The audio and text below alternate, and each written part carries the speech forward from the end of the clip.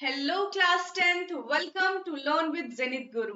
मैं हूं निकी पंडित और आज की क्लास में हम डिस्कस करेंगे ऑक्सीडेशन रिडक्शन, ठीक है, कोरोजन और रेंसिडिटी। इतना करने के बाद आपका ये जो फर्स्ट चैप्टर है वो आज की क्लास में कंप्लीट हो जाएगा और नेक्स्ट क्लास में हम उसके एक्सरसाइज क्वेश्चन आंसर कर लेंगे। तो फाइनली हमारा फर्स्ट चैप्टर बिल्कुल अच्छे तरीके से कंप्लीट होगा। Then we will move on next chapter. Start करते हैं ऑक्सीडेशन रिडक्शन। ये टर्म है क्या, कैसे हम पहचानेंगे कि कहाँ पे ऑक्सीडेशन हो रहा है और कहाँ पे रिडक्शन हो रहा है। ठीक है, फर्स्ट है हमारा ऑक्सीडेशन।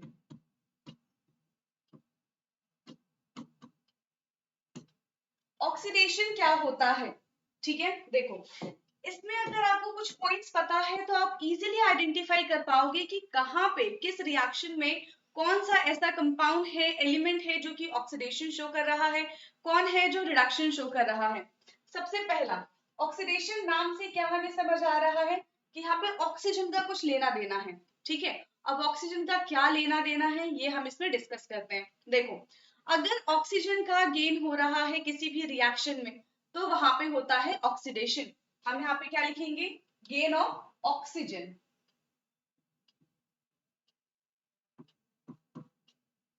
ऑक्सीजन का गेन करना ऑक्सीडेशन होता है और रिमूवल ऑफ हाइड्रोजन, अगर किसी रिएक्शन में हाइड्रोजन रिमूव हो रहा है, ठीक है, तो उसको भी हम ऑक्सीडेशन बोलेंगे। या तो ऑक्सीजन का गेन हो जाए या तो हाइड्रोजन का रिमूवल हो जाए, उस दोनों ही कंडीशन में हम क्या बोलेंगे कि यहाँ पे ऑक्सीडेशन हो रहा है। एंड थर्ड आता है लॉस ऑफ इलेक्ट्रॉन। अगर इलेक्ट्रॉन का लॉस भी हो रहा है, जैसे कि यहाँ पे है कॉपर, कॉपर से बन गया हमारा कॉपर 2 पॉजिटिव।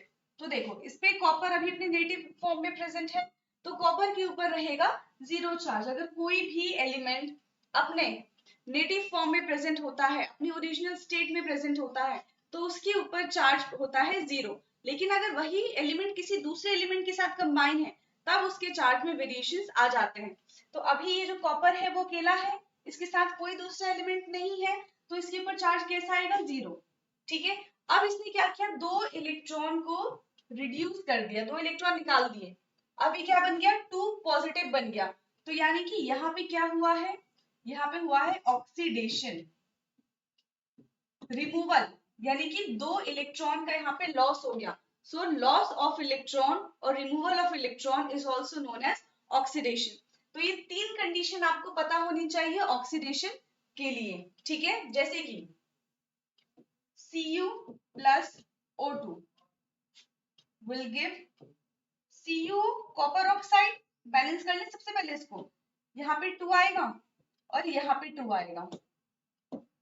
अब देखो, पहले कॉपर यहाँ पे अकेला था, अब यहाँ पे कॉपर के साथ क्या हुआ, ऑक्सीजन आके अटैच हो गया।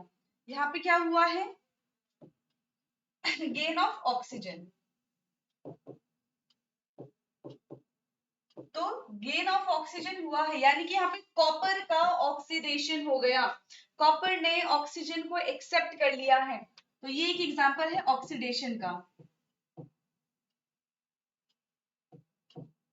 क्लियर है ये, एक बार देख लो इसको। Gain of oxygen is known as oxidation. वहीं अगर लॉस ऑफ हाइड्रोजन होता तो भी हम कहते हैं कि वहां पे ऑक्सीडेशन हो रहा है। क्लियर है, ठीक है। अब ऑक्सीडेशन के बाद आता है रिडक्शन। रिडक्शन क्या होता है,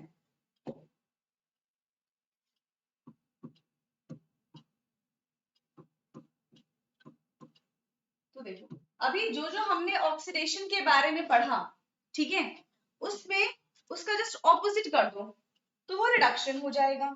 कैसे, उसमें क्या था, गेन ऑफ ऑक्सीजन, तो वो ऑक्सीडेशन है। यहाँ पे हम करेंगे लॉस ऑफ ऑक्सीजन, तो वो रिडक्शन हो जाएगा, लॉस ऑफ ऑक्सीजन।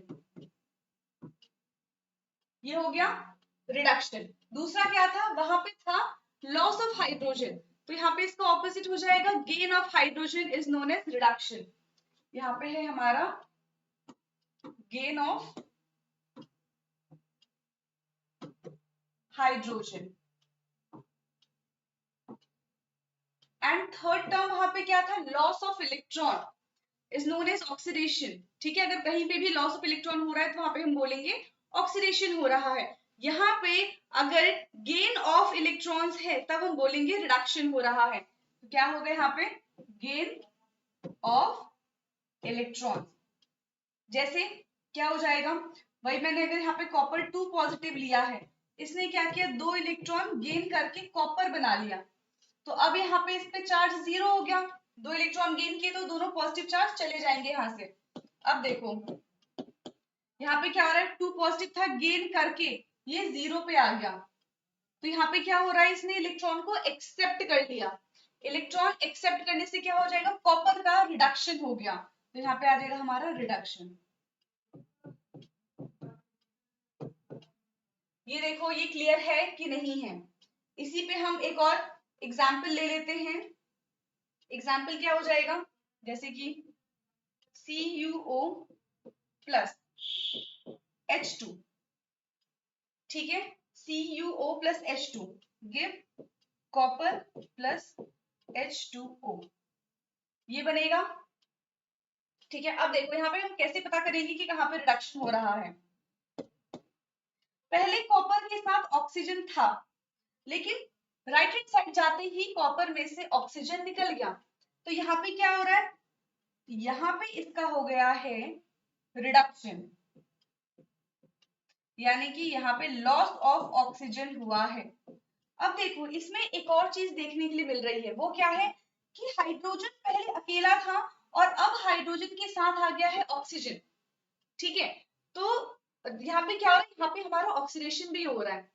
तो एक ऐसी भी रिएक्शन होती है जहां पे साइमल्टेनियसली ऑक्सीडेशन भी होता है और रिडक्शन भी होता है, तो उस टर्म को हम क्या कहते हैं, जहां पे ऑक्सीडेशन और रिडक्शन दोनों होता है। क्या है, ऑक्सीडेशन भी हो रहा है और रिडक्शन भी हो रहा है, तो उस टर्म को हम बोलते हैं रिडॉक्स रिएक्शन।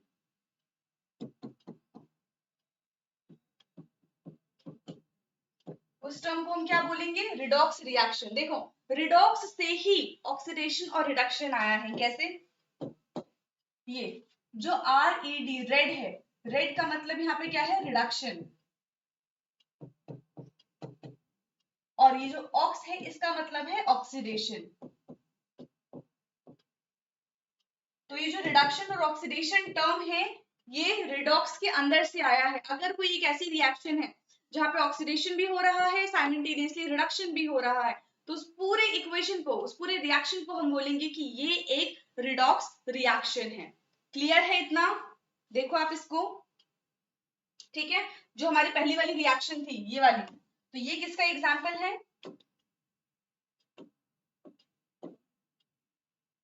ये हमारा किसका एग्जाम्पल बन गया, यहाँ पे ऑक्सीडेशन हो रहा है, तो ये एक हमारा एग्जाम्पल है रिडॉक्स रिएक्शन का। क्लियर है, ऑक्सीडेशन और रिडक्शन।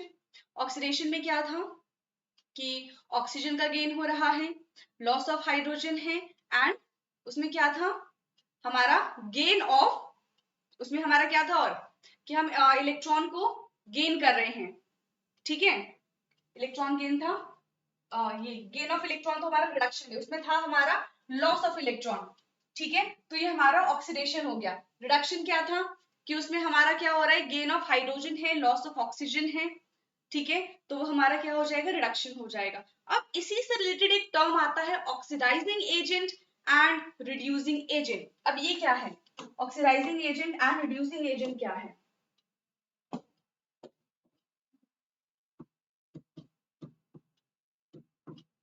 ऑक्सीडाइजिंग एजेंट, यहीं पे हम करेंगे रिड्यूसिंग एजेंट।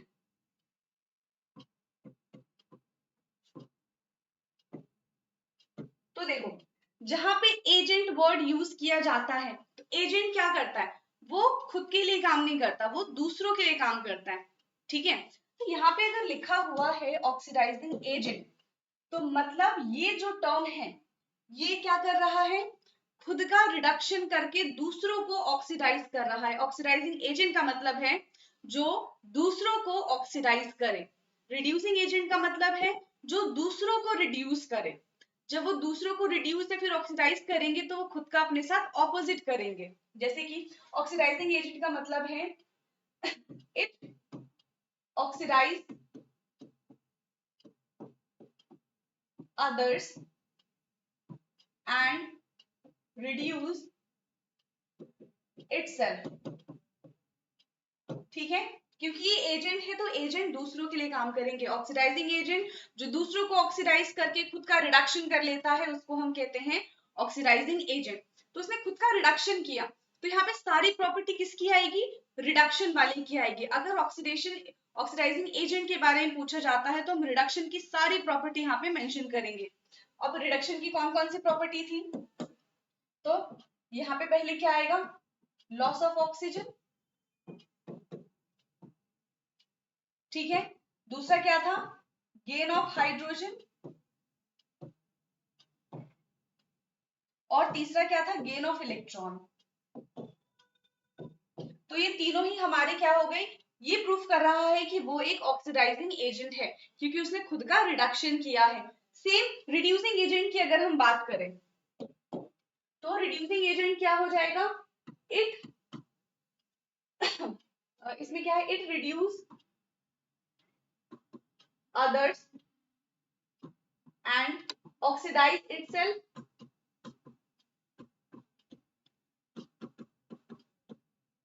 इसने दूसरों का रिडक्शन किया है और खुद का ऑक्सीडेशन कर लिया। अब जब इसने खुद का ऑक्सीडेशन किया है तो सारी प्रॉपर्टी किसकी आएगी, इसमें ऑक्सीडेशन की आएगी।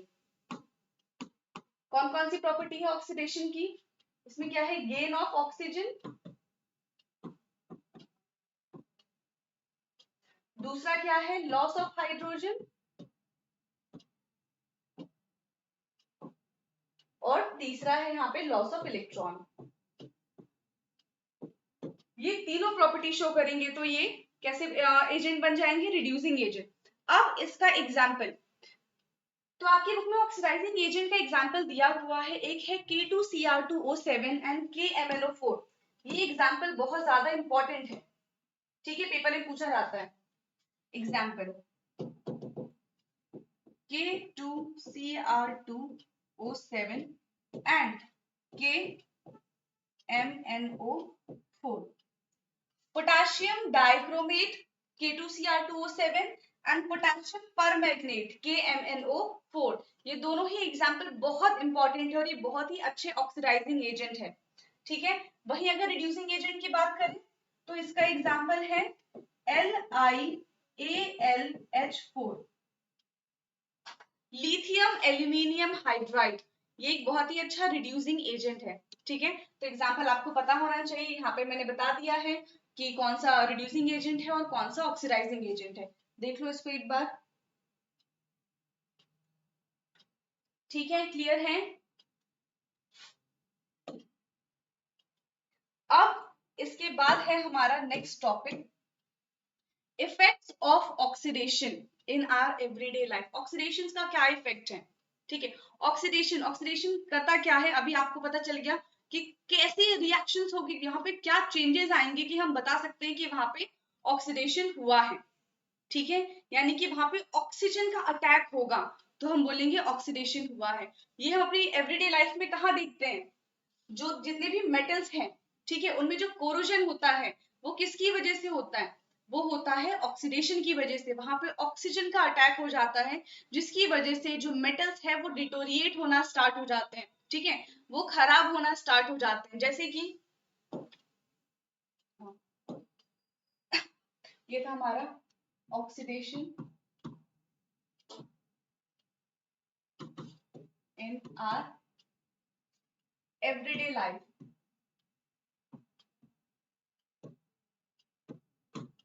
तो इसका मैं क्या एग्जांपल बता रही थी, सबसे पहला है रस्टिंग। रस्टिंग होता है, उसमें क्या होता है, जो आयरन होता है वो कैसा होना स्टार्ट हो जाता है, वो रेडिश ब्राउन होना स्टार्ट हो जाता है, रेड ब्राउन हो जाता है, उसके ऊपर रेड ब्राउन पाउडर आ जाता है। वही और क्या हो सकता है, एल्यूमिनियम। एल्यूमिनियम पे क्या होता है, ग्रे कलर आ जाता है, एल्यूमिनियम हो गया, सिल्वर हो गया, वो ग्रेइश कलर का हो जाता है।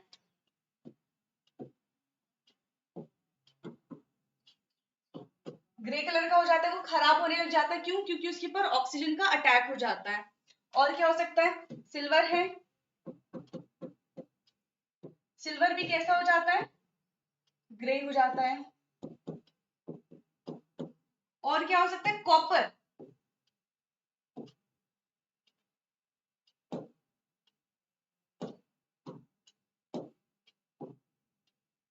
जो कॉपर है, कॉपर हो जाता है ग्रीनिश कलर का, तो वो खराब होने लग जाता है। ठीक है, तो ये इनमें चेंजेस क्यों देखने के लिए मिलते हैं? क्यों?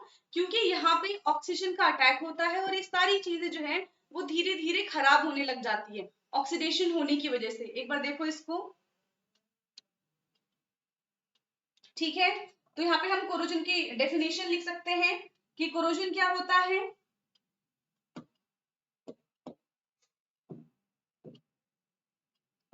Corrosion is the process of corrosion is the process of deterioration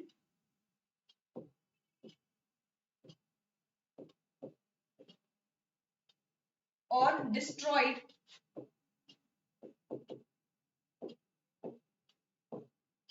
of a metal। इसमें क्या होता है, जो ऑक्सीजन होता है वो क्या करता है, धीरे धीरे मेटल्स को खराब करने लग जाता है। ठीक है, तो ये हमारा हो गया corrosion is the process of deterioration और destroyed of a metal is known as corrosion. और कोरोजन इन सारे मेटल्स में होता है और आयरन को हम बोलते हैं यहाँ पे रस्टिंग हो रहा है। क्लियर है इतना? अब कोरोजन के बाद आता है हमारा रेंसिडिटी। हमने देखा कि मेटल तो खराब हो रहा है, उसको हमने कोरोजन और रस्टिंग नाम दे दिया। अगर हमारा खाना खराब हो जाता है, क्योंकि उसमें क्या होता है, उसमें वाटर प्रेजेंट होता है। ठीक है, ऑयल जब हम डेली खाना बनाते हैं तो उसमें क्या करते हैं, ऑयल डालते हैं। अगर गर्मियों का टाइम है और सुबह हमने खाना बना के फ्रिज में ना रखा, बाहर ऐसे ही छोड़ दिया, तो क्या होगा, 4-5 घंटे बाद वो खाना खराब हो जाता है जब बहुत ज्यादा गर्मी होती है। तो उसके पीछे का क्या रीजन है, जो उसके अंदर का ऑयल है, जो फैट है, वो क्या करता है, ऑक्सीजन के साथ, जो एनवायरमेंट में ऑक्सीजन है उसके साथ रिएक्ट करके उस खाने को खराब कर देता है। तो उसमें से स्टिंकिंग स्मेल आती है, बहुत बेकार सी स्मेल आने लग जाती है। तो उस टर्म को कहते हैं हम rancidity.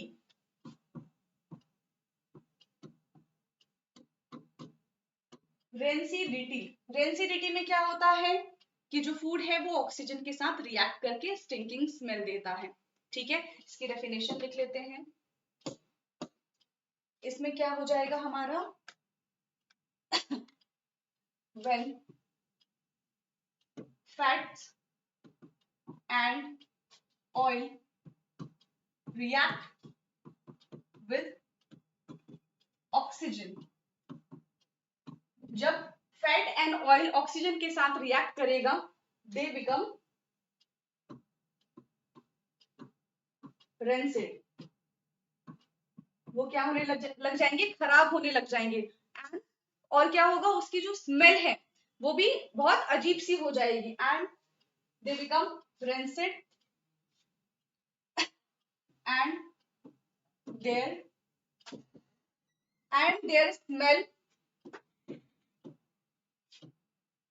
Smell and taste change. तो इस टर्म को हमने कहा है रेंसिडिटी। बट हम रेंसिडिटी से प्रिवेंशन भी कर सकते हैं। कैसे हम रेंसिडिटी से प्रिवेंशन करेंगे, अगर वही खाना हम फ्रिज में रख दें तो वो क्या होगा, खराब नहीं होगा।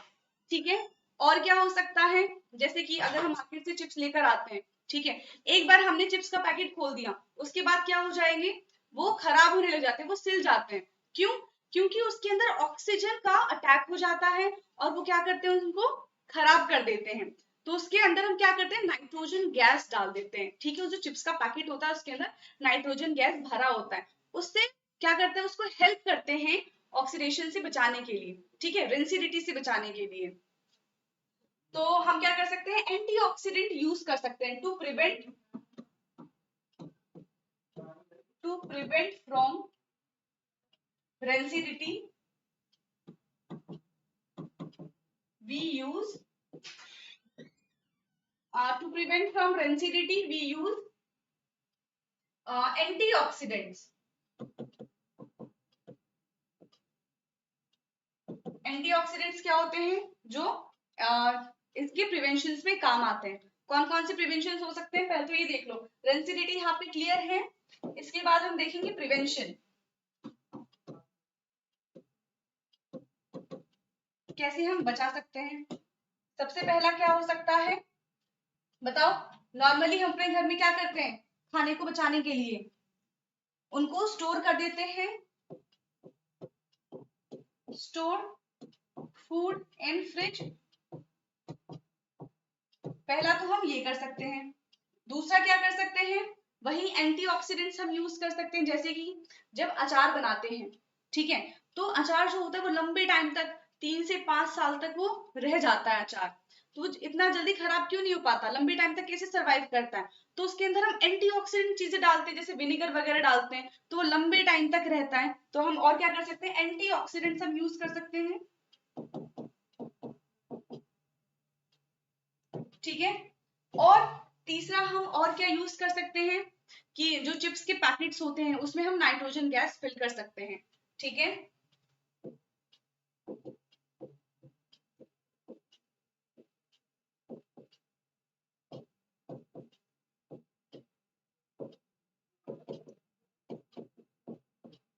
जो चिप्स के पैकेट्स होते हैं उनमें भर भर के नाइट्रोजन गैस डाली जाती है ताकि वो खराब ना हो जाए। ठीक है, chips packets are flushed with nitrogen gas to prevent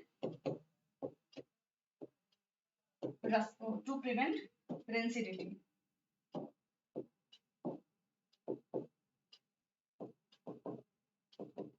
ठीक है, तो ये था हमारा प्रिवेंशन कि हम कैसे प्रिवेंट कर सकते हैं। अभी हमने थोड़ी देर पहले इसके बारे में पढ़ा था, ये ऑक्सीडेशन के बारे में, जो मेटल को खराब कर देते हैं। तो एक बार इनका भी प्रिवेंशन देख ही लेते हैं।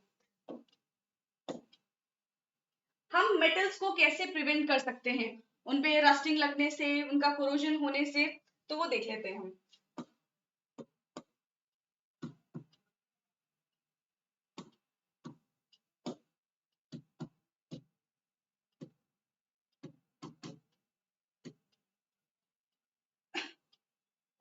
प्रिवेंशन फ्रॉम कोरोजन, हम कैसे प्रिवेंट कर सकते हैं। हमारे घरों में बहुत ज्यादा आयरन यूज होते हैं, जैसे विंडोज वगैरह में, ठीक है, आयरन के डोर्स होते हैं, काफी सारी चीजें जो घरों में यूज की जाती है वो आयरन की ही होती है।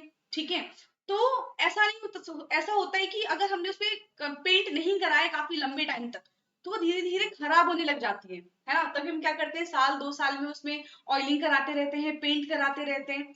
जो बड़े बड़े ब्रिजेस होते हैं, हम अपने घर में तो साल 2 साल में पेंट करा लेंगे, ठीक है, लेकिन जो बड़े बड़े ब्रिजेस होते हैं उसको क्या करते होंगे, पेंट करते होंगे क्या, या फिर कुछ उनपे दूसरा तरीका लगाते होंगे, तो वो हम देखेंगे अभी। जो नॉर्मल हमारे घरों में यूज किया जाता है वो क्या होता है, पेंट होता है।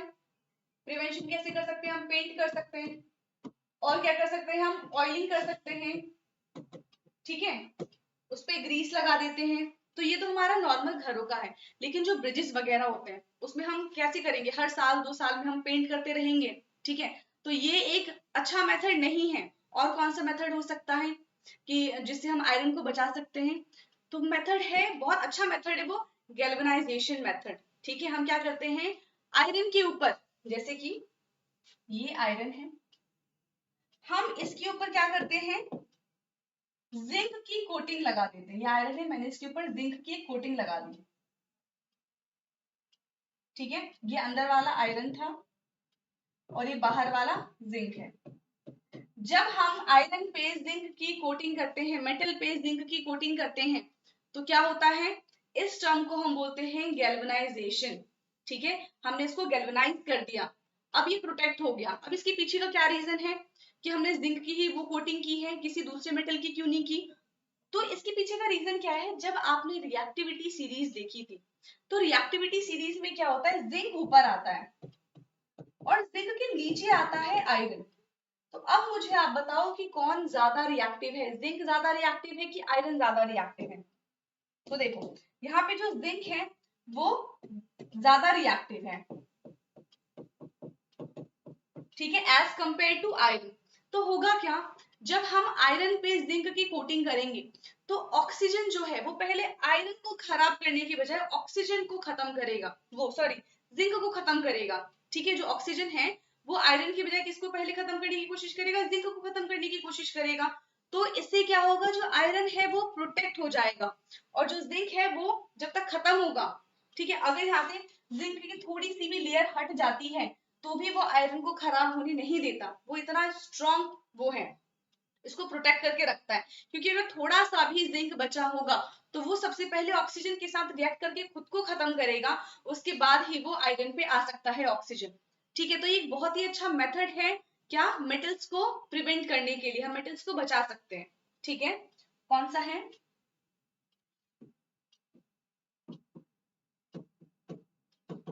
गैल्वेनाइजिंग, हम गैल्वेनाइज कर सकते हैं। दूसरा क्या हो सकता है, हम क्या कर सकते हैं,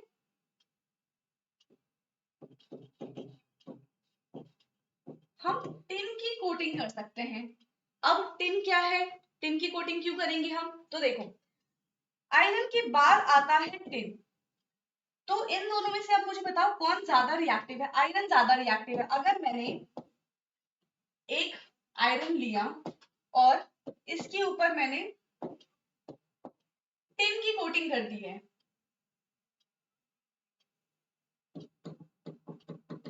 तो भी जो हमारा आयरन है वो प्रिवेंट कर सकते हैं। कैसे, टिन जो है वो लीस्ट रिएक्टिव होता है एज कंपेयर टू आयरन, तो ऑक्सीजन के साथ वो इतना रिएक्ट करेगा नहीं। ठीक है, तो एक तो हमने कवर लगा दिया ना आयरन के ऊपर, तो जब ये ऊपर वाली लेयर के साथ ही ऑक्सीजन रिएक्ट नहीं करेगा तो अंदर वाली लेयर तक कैसे आएगा।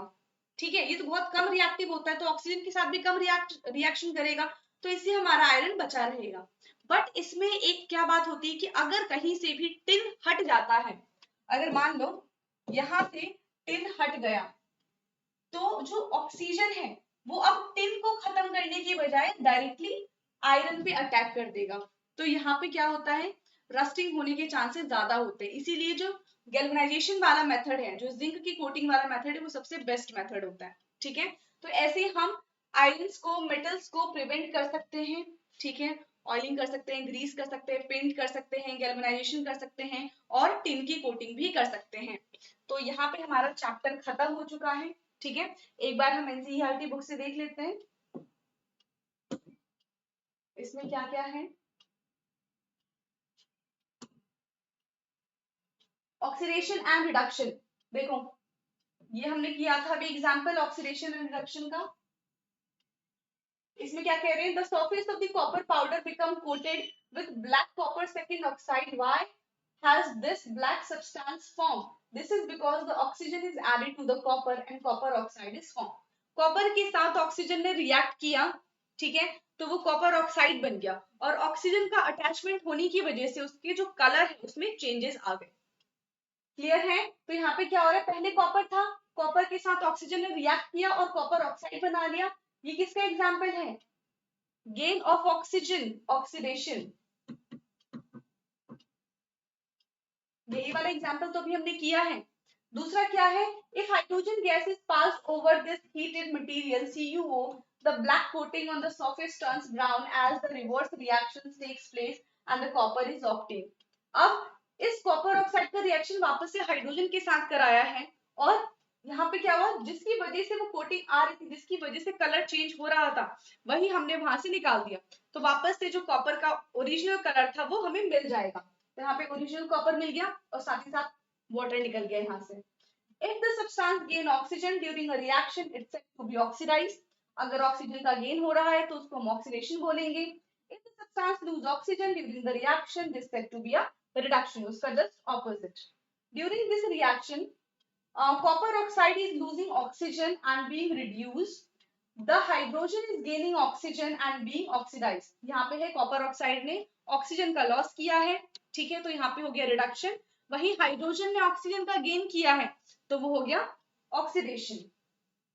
ठीक है, in other words, one reactant get oxidized while the other get reduced. Such reactions are called oxidation reduction reaction or redox reaction. Oxidation reduction तो हो ही रहा है, ये अलग अलग भी हो सकते हैं, एक रिएक्शन में भी हो सकते हैं, बट अगर एक रिएक्शन में होगा तो उसको हम बोलेंगे रिडॉक्स रिएक्शन।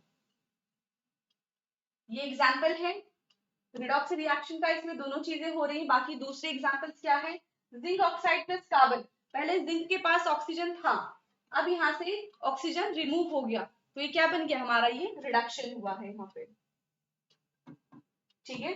लेकिन कार्बन के पास पहले कुछ नहीं था, अब कार्बन से यहाँ पे ऑक्सीजन आ गया, तो यहाँ पे हुआ है ऑक्सीडेशन। तो इसमें ऑक्सीडेशन एंड रिडक्शन दोनों हो रहा है, इसलिए क्या है, रिडॉक्स रिएक्शन है। सेम यहाँ पर है MnO2, Mn से ऑक्सीजन यहाँ पे निकल गया है, वही H के पास ऑक्सीजन नहीं था तो यहाँ पे ऑक्सीजन गेन कर लिया, तो ये भी एक हमारा रिडॉक्स रिएक्शन का एग्जाम्पल है। उसके बाद है कार्बन इज ऑक्सीडाइज, यही सारी चीजें जो मैंने आपको बताई है वो सारी चीजें यहाँ पे लिखी हुई हैं, ठीक है। उसके बाद है have you observe the effect of the oxidation reactions in everyday life, oxidations का क्या इफेक्ट है हमारी एवरीडे लाइफ पे। सबसे पहला है कोरोजन, कोरोजन के बारे में हम ऑलरेडी डिस्कस कर चुके हैं, बस एक बार रीड कर लेते हैं इसको। Iron articles are shiny when new but get coated with a reddish brown powder when left over sometimes। जब हम नया आयरन लेकर आते हैं तो बहुत शाइनी होता है, क्योंकि मेटल्स की तो प्रॉपर्टी होती है शाइन करना, बट कुछ टाइम के बाद क्या होता है, उसका कलर जो होता है डल होने लग जाता है, रेडिश कलर का हो जाता है। This process is commonly known as rusting of iron. Some other metals also get tarnished in this manner. Iron के अलावा और जो अलग मेटल्स होते हैं, दूसरे मेटल्स होते हैं, वो भी खराब होते हैं। Have you noticed the color of the coating of the copper and the silver? Copper और सिल्वर का कलर कैसा हो जाता है, अभी डिस्कस किया हमने। Attack by a substance such as the moisture, और ये किसकी वजह से होता है, जो वाटर है, जो ऑक्सीजन है, वो रिएक्ट करते हैं, तो उनकी वजह से इसमें चेंजेस देखने के लिए मिलते हैं। It's said to be corrode and this process is known as a corrosion. और ये मेटल को खराब करने का, मेटल जो डिटोरिएट हो जाता है, ट्रेनिश हो जाता है, तो उस टर्म को हम क्या बोलते हैं, कोरोजन बोलते हैं। The black coating on the silver and the green coating on the copper are the other examples of the corrosion. Corrosion causes damage to the car bodies, bridge, iron, railing, ships and all the objects made of the metal, especially those of the iron. जितने भी metals की चीजें होती हैं सारी की सारी ट्रेनिश होती है, सबके सब खराब होती है, ठीक है। Corrosion iron is a serious problem every year and enormous amount of the money is spent to replace damaged iron. Will you learn more about the corrosion in the chapter 3? corrosion की वजह से बहुत ज्यादा loss हो जाता है, ठीक है, क्योंकि मेटल्स खराब होते हैं। अब जहां पे मेटल्स की जरूरत है वहां पे मेटल्स का यूज तो करेंगे ना हम, ऐसा तो नहीं है कि मेटल खराब हो गया तो मेटल को निकाल के हम वहां पे कुछ दूसरा यूज कर सकते हैं, ऐसा नहीं है। मेटल की जरूरत है तो मेटल ही हम वहां पे यूज करेंगे, फिर हमें दूसरा मेटल लाना पड़ेगा जिसमें बहुत ज्यादा लॉस हो जाता है। इसके बाद है rancidity. Have you ever tested or smelled a fat oil containing food material left for a long time? नहीं कर सकते ना, दूर से बहुत गंदी स्मेल आती है उसकी, ठीक है। When fat and the oil are oxidized, they become rancid and their smell and the taste change. वो जो वाटर होता है उसके अंदर जो ऑयल होता है वो क्या करता है, ऑक्सीजन के साथ रिएक्ट करके खाने को खराब कर देते हैं। Usually substance which prevent oxidations, antioxidants are added to the food containing fat and oil. Keeping food in airtight container helps to slow down the oxidation.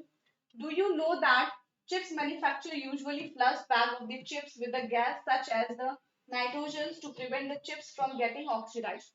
अब अगर खाना खराब हो गया है, हमें पता है कि वो खराब हो जाता है, तो हम उसको प्रिवेंट भी कर सकते हैं। डिफरेंट डिफरेंट मेथड से उसको प्रिवेंट करने के ऑलरेडी मैं आपको बता चुकी हूँ, ठीक है। आप उसमें 2-4 और अपनी तरफ से ऐड कर सकते हैं, क्योंकि सिर्फ 3-4 ही मेथड नहीं है, बहुत सारे मेथड है। जैसे हमारा ड्राई फ्रूट्स हो गया, तो ड्राई फ्रूट्स में हम क्या करते हैं, वो ड्राई फ्रूट्स इसलिए नाम है ना क्योंकि उसके अंदर जो वाटर है वो निकाल दिया गया, वो ड्राई हो गया, ठीक है।